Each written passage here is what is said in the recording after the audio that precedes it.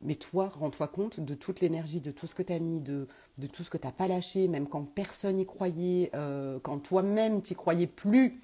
Parce que oui, ça arrive. Des fois, on se dit, pff, ouais, non, là, en fait, c'est bon. Voilà. Bah, tu as quand même continué.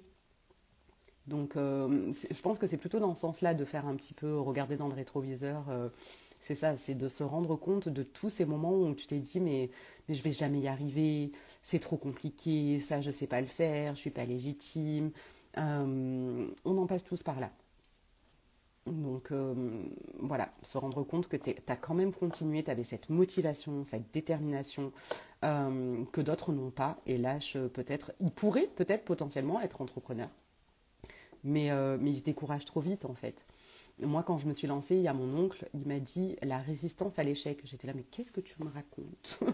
Il me dit oui, oui, la résistance à l'échec, c'est vraiment tu y vas, tu fais, et des échecs, tu vas en voir, tu vas en subir, tu vas en vivre.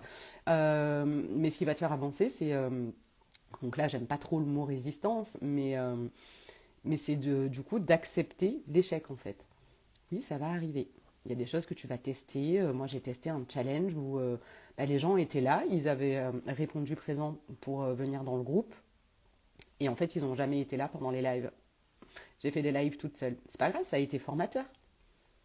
J'ai vu la manière dont je les ai abordés, la manière dont ils ont répondu, là où ils ont dit oui, là où moi je me suis pas écoutée non plus parce que je sentais que c'était plus je te dis oui pour te faire plaisir que parce que j'avais vraiment envie de vivre ce challenge-là. Bon, mais c'est ok, ça m'aura appris quelque chose. Voilà. Mais c'était bah, soit tu le considères comme un échec, soit comme un apprentissage. Voilà, donc ça m'a appris sur moi, ma manière de communiquer et d'accepter que oui, ça va être récurrent en fait, à différents niveaux.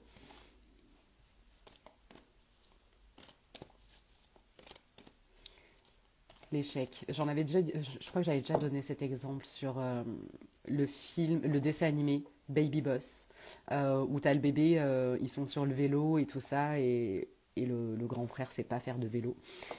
Et il fonce vers un arbre, il lui dit vise l'échec et tu iras vers l'échec. Si tu ne fais que regarder ça, le truc que tu vas pas réussir, que tu vas louper, ben, tu vas y arriver, tout simplement. Voilà.